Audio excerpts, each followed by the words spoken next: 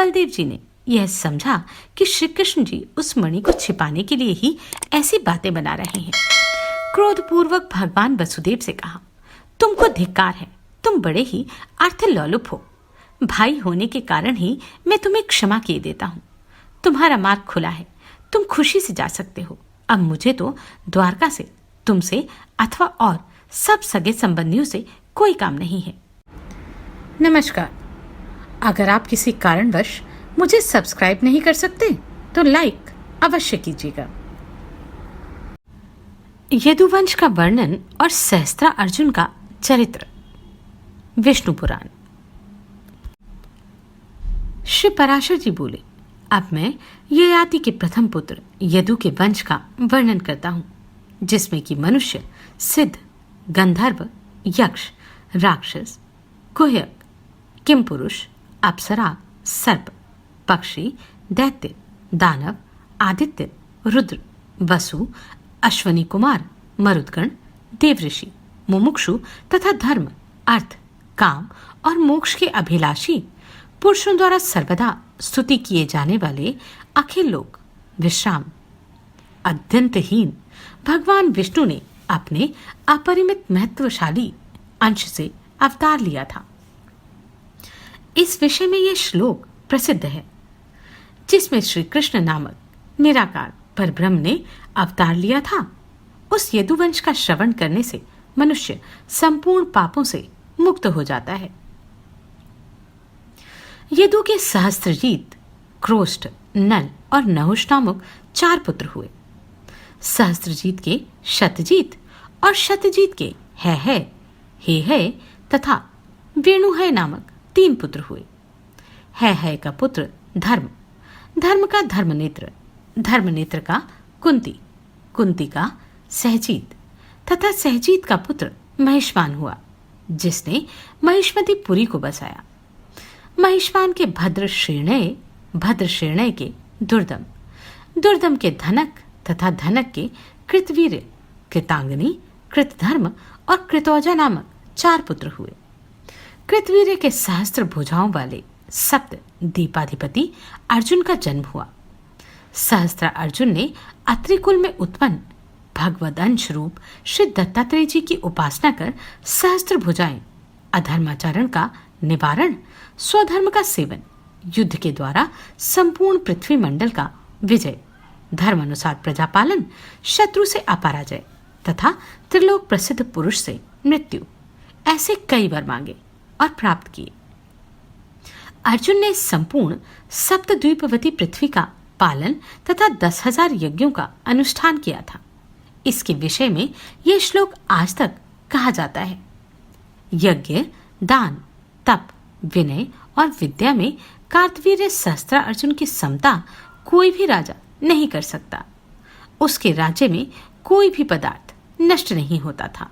इस प्रकार उसने बल, पराक्रम, आरोग्य और सम्मति को सर्वथा सुरक्षित रखते हुए 85,000 वर्ष राज्य किया। एक दिन जब वह अतिशय मद्यपान से व्याकुल हुआ नर्मदा नदी में जल क्रीड़ा कर रहा था, उसकी राजधानी महिष्मतीपुर में दिग्विजय के लिए आए हुए संपूर्ण देव, दानव, गंधर्व और राजाओं के विजयमत से उन्नत रावण ने आक्रमण किया।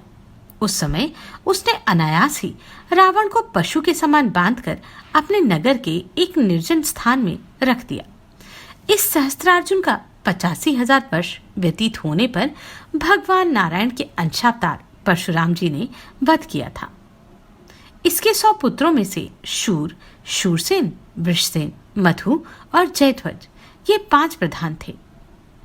जयध्वज का पुत्र तालजंग था और तालजंग नामक 100 पुत्र हुए। इनमें सबसे बड़ा वितिहोत्र तथा दूसरा भरत था। भरत के वृष के मधु और मधु के वृष्णि आदि 100 पुत्र हुए। वृष्णि के कारण यह वंश वृष्णि कहलाया। मधु के कारण इसकी मधु संज्ञा हुई और यदु के अनुसार यह वंश यादव कहलाए। श्री पराशर जी बोले, यदुपुत्र क्रोष्टु के ध्वजिनीवान नामक पुत्र हुआ। उसके स्वाति के ऋशंकु के चित्रत और चित्रत के शशिबिंदु नामक पुत्र हुआ।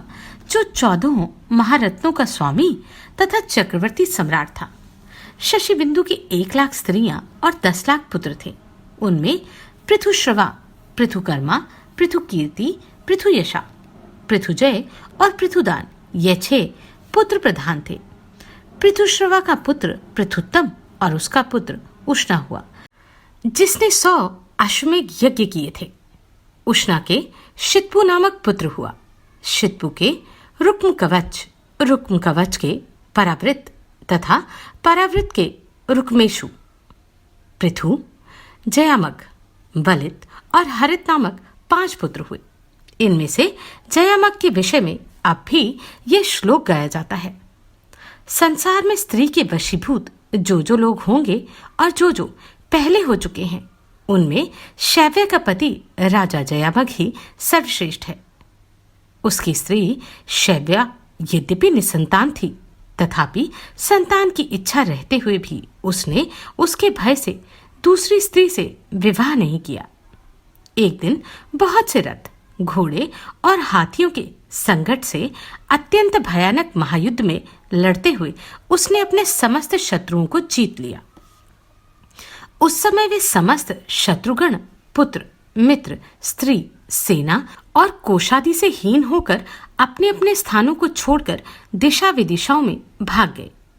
उनके भाग जाने पर उसने एक राजकन्या को देखा, जो अत्यंत भय से कातर हुई विशाल आंखों से देखती हुई, हे तात, हे मात, हे भ्रात, मेरी रक्षा करो, रक्षा करो, इस प्रकार व्याकुलतापूर्वक विलाप कर रही थी।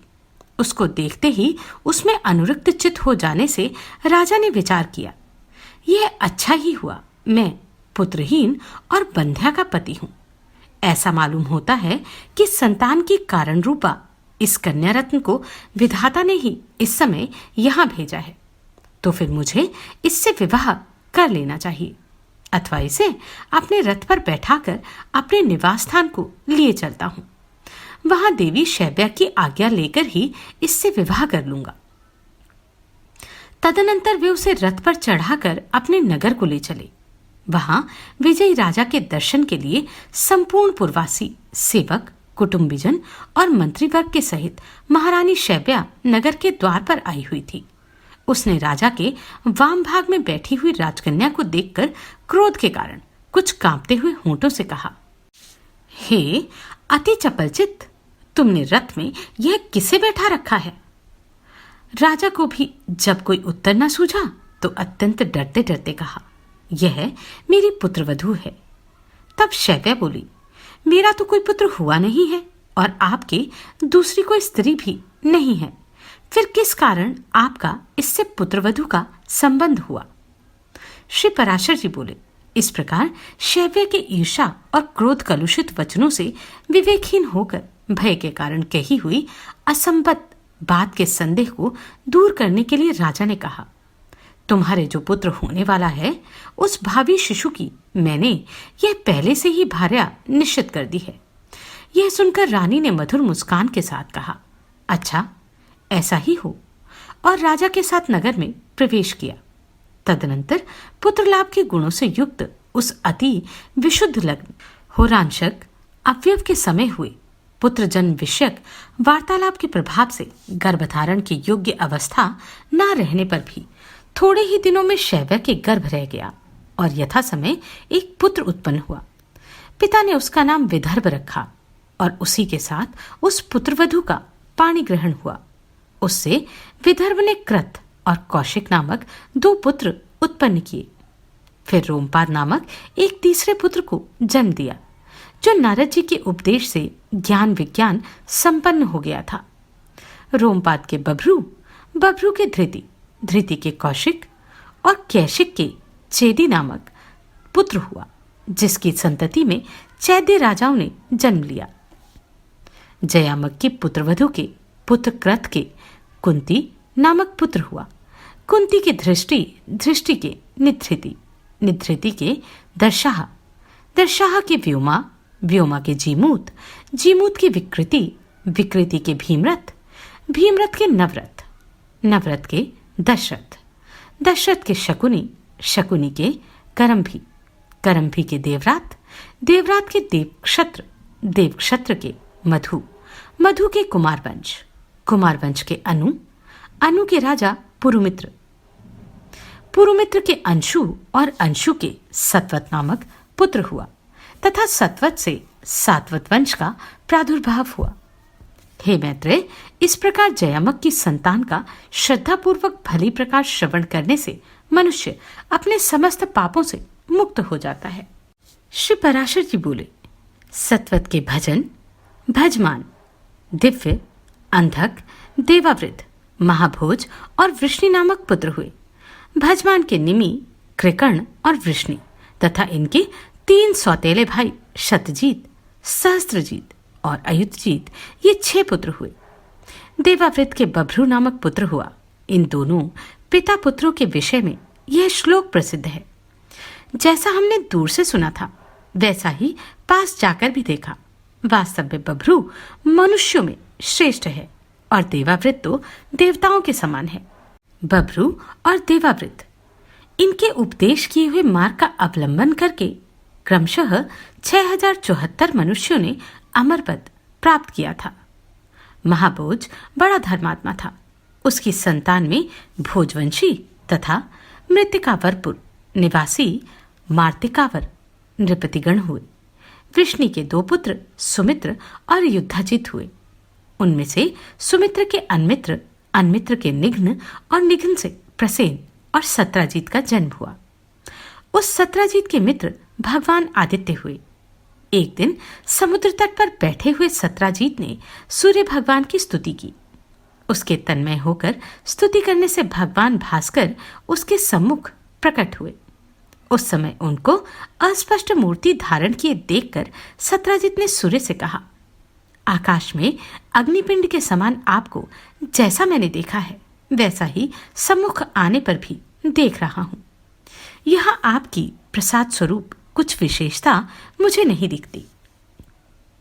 सत्राजीत के ऐसा कहने पर भगवान सूर्य ने अपने गले से संयमंतक नाम की उत्तम महामणि उतारकर अलग रख दी।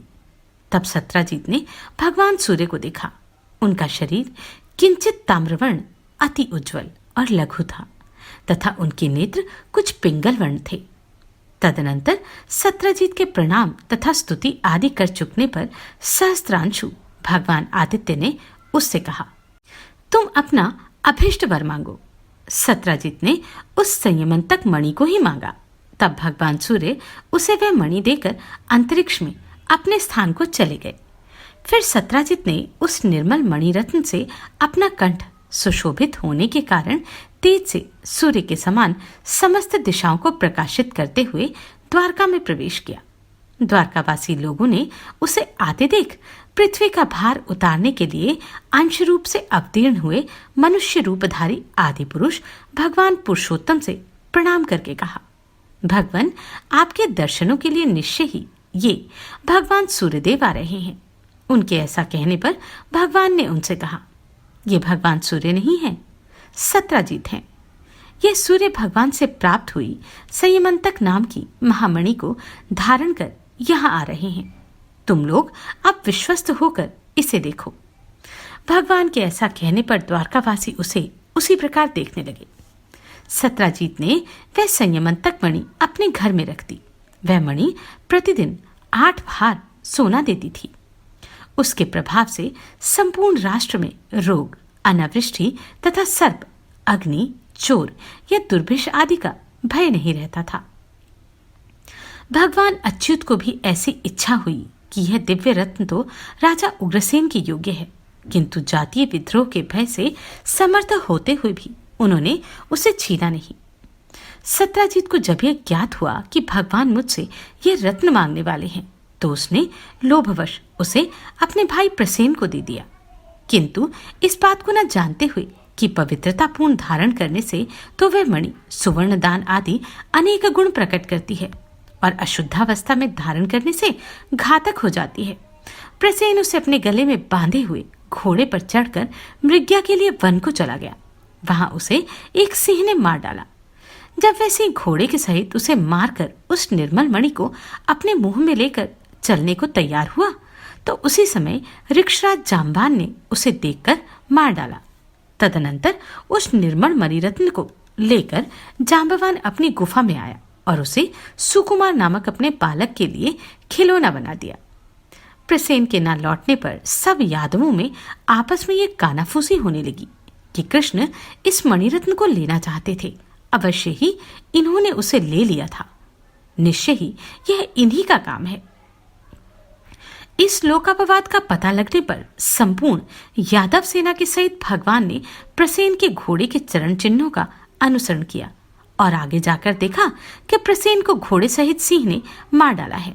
फिर सब लोगों के बीच सिंह के चरण चिन्ह देख लिए जाने से अपनी सफाई हो जाने पर भगवान ने उन चिन्हों का अनुसरण किया और थोड़ी ही दूरी पर ऋक्षराज द्वारा मारे हुए सिंह को देखा, किंतु उस रत्न के महत्व के कारण उन्होंने जाम्बान के पद चिन्हों का भी अनुसरण किया और संपूर्ण यादव सेना को पर्वत के तट पर छोड़कर ऋक्षराज के चरणों का अनुसरण करते हुए स्वयं उनकी गुफा में घुस गए। भीतर जाने पर भगवान ने सुकुमार को बहलाती हुई धात्री की यह वाणी सुनी। सिंह ने प्रसेन को मारा और सिंह को जाम्बान ने। हे सुकुमार, तू रो मत, यह संयमतक मणि तेरी ही है। यह सुनने से संयमंतक का पता लगने पर भगवान ने भीतर जाकर देखा कि सुकुमार के लिए खिलौना बनी हुई संयमंतक मणि धात्री के हाथ पर अपने तेज से दैदीप्यमान हो रही है। संयमंतक मणि की ओर अभिलाषापूर्ण दृष्टि से देखते हुए एक विलक्षण पुरुष को वहां आया देख धात्री त्राही त्राही करके चिल्लाने लगी। उसकी आर्तवाणी को सुनकर जाम्बवान क्रोधपूर्ण हृदय से वहां आया। फिर परस्पर रोष बढ़ जाने से उन दोनों का 21 दिनों तक घोर युद्ध हुआ। पर्वत के पास भगवान की प्रतीक्षा करने वाले यादव सैनिक 7-8 दिन तक उनके गुफा से बाहर आने की बाट देखते रहे, किंतु जब इतने दिनों तक वे उसमें से ना निकले तो उन्होंने समझा कि अवश्य ही श्री मधुसूदन इस गुफा में मारे गए, नहीं तो जीवित रहने पर शत्रु के जीतने में उन्हें इतने दिन क्यों लगते। ऐसा निश्चय कर वे द्वारका में चले आए और वहां कह दिया कि श्री कृष्ण मारे गए। उनके बंधुओं ने यह सुनकर समयोचित संपूर्ण औधर्व दैहिक कर्म कर दिए। इधर अति श्रद्धा पूर्वक दिए हुए विशिष्ट पात्रों सहित इनके अन्न और जल से युद्ध करते समय श्री कृष्णचंद्र के बल और प्राण की पुष्टि हो गई तथा अति महान पुरुष के द्वारा मर्दित होते हुए उनके अत्यंत निष्ठुर प्रहारों के आघात से पीड़ित शरीर वाले जाम्बवान का बल निराहार रहने से क्षीण हो गया। अंत में भगवान से पराजित होकर जाम्बान ने उन्हें प्रणाम करके कहा, भगवान, आपको तो देवता, असुर, गंधर्व, यक्ष, राक्षस आदि कोई भी नहीं जीत सकते। फिर पृथ्वी तल पर रहने वाले अल्पवीर मनुष्य अथवा मनुष्यों के अव्यभूत हम जैसे त्रैक्योनिगत जीवों की तो बात ही क्या है। अवश्य ही आप हमारे प्रभु श्री रामचंद्र जी के समान सकल लोक प्रतिपालक भगवान नारायण के ही अंश से प्रकट हुए हैं। जाम्बान के ऐसा कहने पर भगवान ने पृथ्वी का भार उतारने के लिए अपने अवतार लेने का संपूर्ण वृतांत उससे कह दिया और उसे प्रीतिपूर्वक अपने हाथों से छूकर युद्ध के श्रम से रहित कर दिया।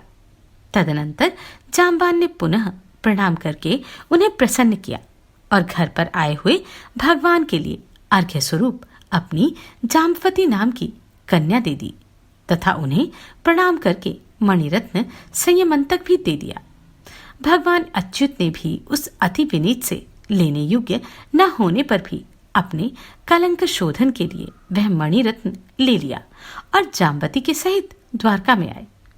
उस समय भगवान कृष्णचंद्र के आगमन से जिनके हर्ष का वेग अत्यंत बढ़ गया था, उन द्वारकावासियों में से बहुत ढली हुई अवस्था वालों में भी उनके दर्शन के प्रभाव से तत्काल ही मानो नव यौवन का संचार हो गया तथा संपूर्ण यादवगण और उनकी स्त्रियां अहोभाग्य अहोभाग्य ऐसा कहकर उनका अभिवादन करने लगे। भगवान ने भी जो बात जैसे जैसे हुई थी वह ज्यों की त्यों यादव समाज में सुना दी और सत्राजित को संयमंतक मणि देकर मिथ्या कलंक से छुटकारा पा लिया। फिर जाम्बवती को अपने अंतःपुर में पहुंचा दिया। सत्राजीत ने भी यह सोचकर कि मैंने ही कृष्णचंद्र को मिथ्या कलंक लगाया था, डरते डरते उन्हें पत्नी रूप से अपनी कन्या सत्यभामा विवाह दी। उस कन्या को अक्रूर, कृतवर्मा और शतधन्वा आदि यादवों ने पहले वरण किया था। अतः श्री कृष्णचंद्र के साथ उसे विवाह देने से उन्होंने अपना अपमान समझकर सत्राजीत से बैर बांध लिया। तदनंतर अक्रूर और कृतवर्मा आदि ने शतधन्वा से कहा, यह सत्राजीत बड़ा ही दुष्ट है। देखो, इसने हमारे और आपके मांगने पर भी हम लोगों को कुछ भी न समझकर अपनी कन्या कृष्णचंद्र को दे दी। अतः अब इसके जीवन का प्रयोजन ही क्या है? इसको मारकर आप संयमंतक महामणि क्यों नहीं ले लेते? पीछे यदि अच्युत आपसे किसी प्रकार का विरोध करेंगे तो हम लोग भी आपका साथ देंगे।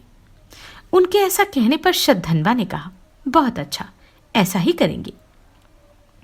इसी समय पांडवों के लाक्षागृह में जलने पर यथार्थ बात को जानते हुए भी भगवान कृष्णचंद्र दुर्योधन के प्रयत्न को शिथिल करने के उद्देश्य से कुलोचित कर्म करने के लिए वार्णवत नगर को गए। उनके चले जाने पर शतधन्वा ने सोते हुए सत्राजीत को मारकर वह मणिरत्न ले लिया। पिता के वध से क्रोधित हुई सत्यभामा तुरंत ही रथ पर चढ़कर वार्णवत नगर में पहुंची और भगवान कृष्ण से बोली, भगवान, पिताजी ने मुझे आपके करकमलों में सौंप दिया। इस बात को सहन न करने के कारण शतधन्वा ने मेरे पिताजी को मार दिया और उस संयमंतक नामक मणिरत्न को ले लिया है, जिसके प्रकाश से संपूर्ण त्रिलोकी भी अंधकार शून्य हो जाएगी। इसमें आप ही की हंसी है, इसलिए सब बातों का विचार करके जैसा उचित समझे करें। सत्यभामा के ऐसा कहने पर भगवान श्री कृष्ण ने मन ही मन प्रसन्न होने पर भी उनसे क्रोध से आंखें लाल करके कहा, सत्य, अवश्य इसमें मेरी ही हंसी है। इस दुरात्मा के इस कुकर्म को मैं सहन नहीं कर सकता, क्योंकि यदि ऊंचे वृक्ष का उल्लंघन ना किया जा सके तो उस पर घोंसला बनाकर रहने वाले पक्षियों को नहीं मार दिया जाता, अर्थात बड़े आदमियों से पार ना पाने पर उनके आश्रितों को नहीं दबाना चाहिए। इसलिए अब तुम्हें हमारे सामने इन शोक प्रेरित वाक्यों के कहने की आवश्यकता नहीं है। तुम शोक छोड़ दो, मैं इसका भली प्रकार बदला चुका दूंगा। सत्यभामा से इस प्रकार कह भगवान वासुदेव ने द्वारका में आकर श्री बलदेव जी से एकांत में कहा, वन में आखेट के लिए गए हुए प्रसेन को तो सिंह ने मार दिया था, अब शतधन्वा ने सत्राजीत को भी मार दिया। इस प्रकार उन दोनों के मारे जाने पर मणिरत्न संयमंतक पर हम दोनों का समान अधिकार होगा। इसलिए उठिए और रथ पर चढ़कर शतधन्वा के मारने का प्रयत्न कीजिए। कृष्णचंद्र के ऐसा कहने पर बलदेव जी ने भी बहुत अच्छा कह उसे स्वीकार किया। कृष्ण और बलदेव को अपने वध के लिए उद्युत जान शतधन्वा ने कृतवर्मा के पास जाकर सहायता के लिए प्रार्थना की। तब कृतवर्मा ने उससे कहा, मैं बलदेव और वासुदेव से विरोध करने में समर्थ नहीं हूं। उसके ऐसा कहने पर शतधन्वा ने अक्रूर से सहायता मांगी, तो अक्रूर ने भी कहा, जो अपने पाद प्रहार से त्रिलोकी को कंपायमान कर देते हैं, देवशत्रु असुरगण की स्त्रियों को वैधव्य दान देते हैं तथा अति प्रबल शत्रु सेना से भी जिसका चक्र अप्रतिहत रहता है, उन चक्रहारी भगवान वासुदेव से तथा जो अपने मदोन्मत नयनों की चितवन से सबका दमन करने वाले और भयंकर शत्रु समूह रूप हाथियों को खींचने के लिए अखंड महिमाशाली प्रचंड हल धारण करते हैं, उन श्री हलधर से युद्ध करने में तो निखिल लोग वंदनीय देवगण में भी कोई समर्थ नहीं है, तो मेरी तो बात ही क्या है। इसलिए तुम दूसरे की शरण लो। अक्रूर के ऐसा कहने पर शतधन्वा ने कहा, अच्छा, यदि मेरी रक्षा करने में आप अपने को सर्वथा असमर्थ समझते हैं तो मैं आपको यह मणि देता हूं, इसे लेकर इसी की रक्षा कीजिए। इस पर अक्रूर ने कहा, मैं इसे तभी ले सकता हूं जबकि अंतकाल उपस्थित होने पर भी तुम किसी से भी यह बात ना कहो। शतधन्वा ने कहा, ऐसा ही होगा। इस पर अक्रूर ने वह मणिरत्न अपने पास रख लिया। तदनंतर शतधन्वा 100 योजन तक जाने वाली एक अत्यंत वेगवती घोड़ी पर चढ़कर भागा और शैब्य, सुग्रीव, मेघपुष्प तथा बलाहक नामक 4 घोड़ों वाले रथ पर चढ़कर बलदेव और वासुदेव ने भी उसका पीछा किया। 100 योजन पार कर जाने पर पुनः आगे ले जाने से उस घोड़ी ने मिथिला देश के वन में प्राण छोड़ दिए। तब शतधन्वा उसे छोड़कर पैदल ही भागा। उस समय श्री कृष्णचंद्र ने बलभद्र जी से कहा, आप अभी रथ में ही रहिए और मैं इस पैदल दौड़ते हुए दुराचारी को पैदल जाकर ही मारे डालता हूँ। यहाँ घोड़ी के मरने आदि दोषों को देखने से घोड़े भयभीत हो रहे हैं, इसलिए आप इन्हें और आगे न बढ़ाइए। तब बलदेव जी अच्छा ऐसा कहकर रथ में ही बैठे रहे। श्री कृष्णचंद्र ने केवल 2 ही कोस तक पीछा कर अपना चक्र फेंक दूर होने पर भी शतधन्वा का सिर काट डाला, किंतु उसके शरीर और वस्त्र आदि में बहुत कुछ ढूंढने पर भी जब संयमंतक मणि को ना पाया तो बलभद्र जी के पास जाकर उनसे कहा, हमने शतधन्वा को तो व्यर्थ ही मारा, क्योंकि उसके पास संपूर्ण संसार की सारभूत संयमंतक मणि तो मिली ही नहीं। यह सुनकर बलदेव जी ने यह समझा कि श्री कृष्ण जी उस मणि को छिपाने के लिए ही ऐसी बातें बना रहे हैं। क्रोधपूर्वक भगवान वसुदेव से कहा, तुमको धिक्कार है, तुम बड़े ही अर्थलोलुप हो। भाई होने के कारण ही मैं तुम्हें क्षमा किए देता हूँ। तुम्हारा मार्ग खुला है, तुम खुशी से जा सकते हो। अब मुझे तो द्वारका से, तुमसे अथवा और सब सगे संबंधियों से कोई काम नहीं है। बस मेरे आगे इन थोथी शब्दों का अब कोई प्रयोजन नहीं है। इस प्रकार उनकी बात को काट कर बहुत कुछ मनाने पर भी वे वहां न रुके और विदेहनगर को चले गए। विदेहनगर में पहुंचने पर राजा जनक उन्हें अर्घ्य देकर अपने घर ले आए और वे वहीं रहने लगे। इधर भगवान वासुदेव द्वारका में लौट गए। जितने दिनों तक बलदेव जी राजा जनक के यहाँ रहे, उतने दिन तक धृतराष्ट्र का पुत्र दुर्योधन उनसे गदायुद्ध सीखता रहा। अनंतर बभ्रू और उग्रसेन आदि यादवों के, जिन्हें यह ठीक मालूम था कि कृष्ण ने संयमंतक मणि नहीं ली है, विदेहनगर में जाकर शपथ पूर्वक विश्वास दिलाने पर बलदेव जी 3 वर्ष पश्चात द्वारका में चले आए। अक्रूर जी भी भगवत ध्यान परायण रहते हुए उस मणिरत्न से प्राप्त सुवर्ण के द्वारा निरंतर यज्ञ अनुष्ठान करने लगे। यज्ञ दीक्षित क्षत्रिय और वैश्यों के मारने से ब्रह्म हत्या होती है, इसलिए अक्रूर जी सदा यज्ञ दीक्षा रूप कवच धारण ही किए रहते थे। उस मणि के प्रभाव से 62 वर्ष तक द्वारका में रोग, दुर्भिक्ष, महामारी या मृत्यु आदि नहीं हुए। फिर अक्रूर पक्षीय भोजवंशियों द्वारा सातवत के प्रपुत्र शत्रुघ्न के मारे जाने पर भोजों के साथ अक्रूर भी द्वारका को छोड़कर चले गए। उनके जाते ही उसी दिन से द्वारका में रोग, दुर्भिक्ष, सर्प, अनावृष्टि और मरी आदि उपद्रव होने लगे। तब गरुड़ध्वज भगवान कृष्ण, बलभद्र और उग्रसेन आदि यदुवंशियों के साथ मिलकर सलाह करने लगे। इसका क्या कारण है जो एक साथ ही इतने उपद्रवों का आगमन हुआ? इस पर विचार करना चाहिए।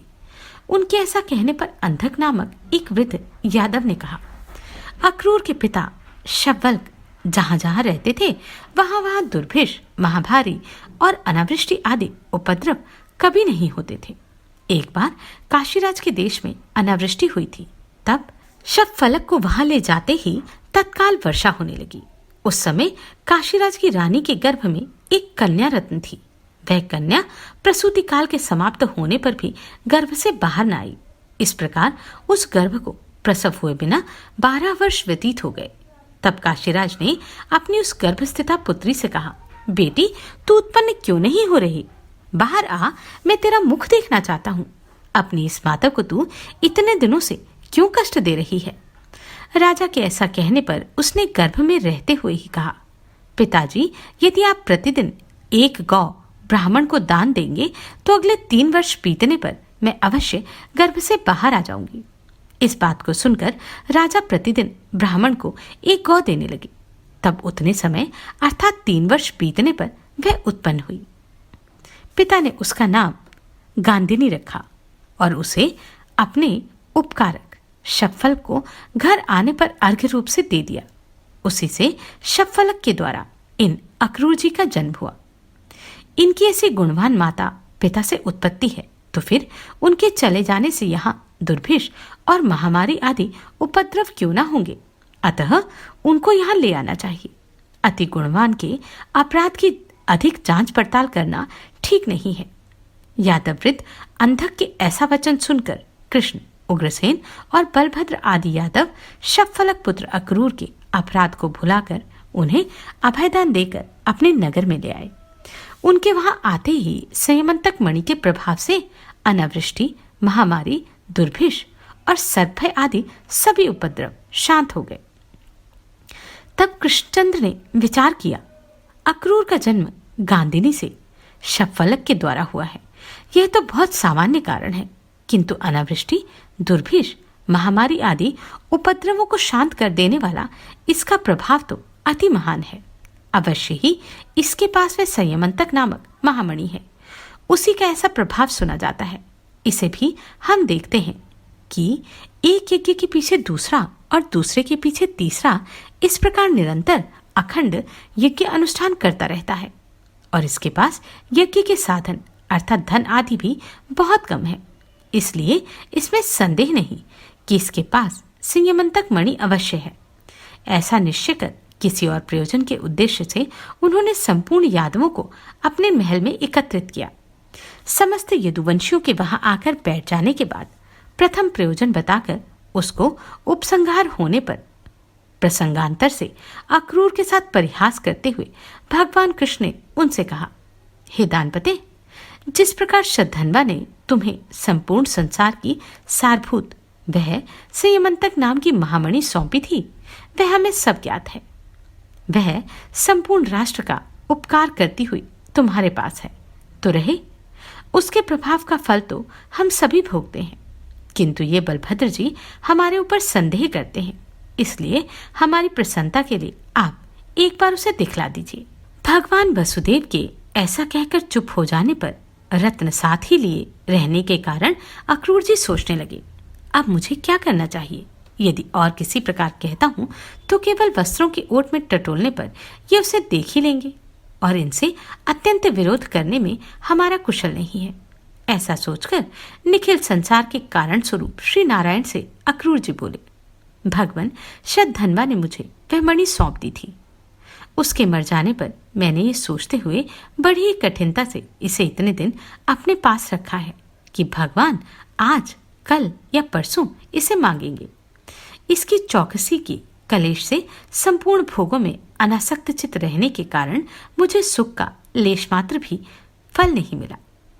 भगवान ये विचार करते हैं कि संपूर्ण राष्ट्र के उपकारक इतने से भार को भी नहीं उठा सकता, इसलिए स्वयं मैंने आपसे कहा नहीं। आप लीजिए, आपकी संयमंतक मणि यह रही, आपकी जिसे इच्छा हो उसे ही इसे दे दीजिए। तब अक्रूर जी ने अपनी कटी वस्त्र में छिपाई हुई एक छोटी सी सोने की पिटारी स्थित वह संयमंतक मणि प्रकट की और उस पिटारी से निकालकर यादव समाज में रख दी। उसके रखते ही वह संपूर्ण स्थान उसकी तीव्र कांति से दैदीप्यमान होने लगा। तब अक्रूर जी ने कहा, मुझे यह मणि शतधन्वा ने दी थी, यह जिसकी हो वह ले ले। उसको देखने पर सभी यादवों का विस्मय पूर्वक साधु साधु यह वचन सुना गया।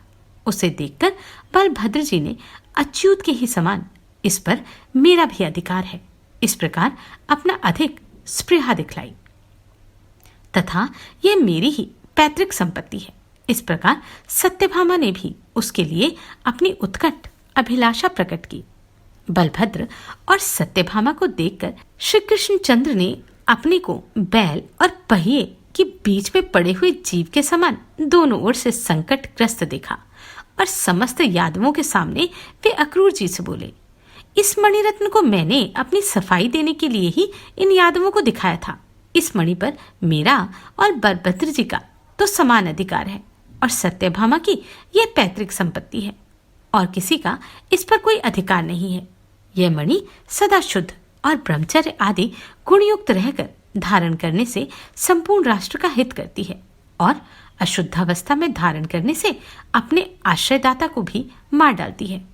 मेरे 16,000 स्त्रियां हैं, इसलिए मैं इसके धारण करने में समर्थ नहीं हूं। इसलिए सत्यभामा में इसको कैसे धारण कर सकती है। आर्य बलभद्र को भी इसके कारण से मदिरापान आदि संपूर्ण भोगों को त्यागना पड़ेगा।